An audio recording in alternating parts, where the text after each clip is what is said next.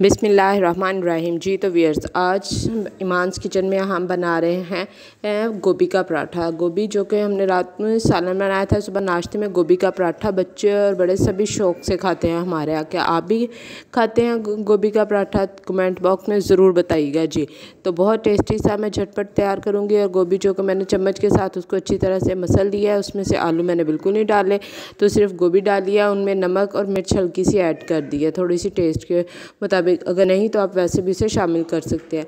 अब 2 पतली सी बारीक सी रोटियां बेलूँगी, तो उसको जो गोभी का पराठा है वो मोटा मज़े का नहीं लगता। और इसमें से जो घी था वो मैंने अलग क्योंकि कुकिंग ऑयल इस्तेमाल किया था, तो उससे रोटी हमारी अच्छी नहीं बेली जाएगी, उससे अलग हो जाएगी परत उसके। तो मैंने घी उसको साइड पे निकाल लिया और साथ में ये देखिए अच्छी तरह से उसको फैला दिया। और बिल्कुल कोशिश करें जितना बारीक पतला होगा पराठा उतना ही ज़्यादा मज़े का लगेगा। अगर हम पराठे को बहुत ज़्यादा मोटा रख देंगे तो वो इतना टेस्टी नहीं लगता। बारीक और नरम क्रिस्पी जो पराठा होता है वो मज़े का लगता है। नाश्ते में ये बना के साथ में मैंने चाय में मैंने दूध की मलाई डाल दिया, जो बच्चे बहुत शौक़ से खाते हैं। चाय बहुत शौक़ से फिर पियेंगे मज़े से। और मुझे भी बच्चों को चाय पिलाने में कुछ नहीं उसमें बुराई लगती, क्योंकि उसमें मैंने दूध की मलाई डाली होती है।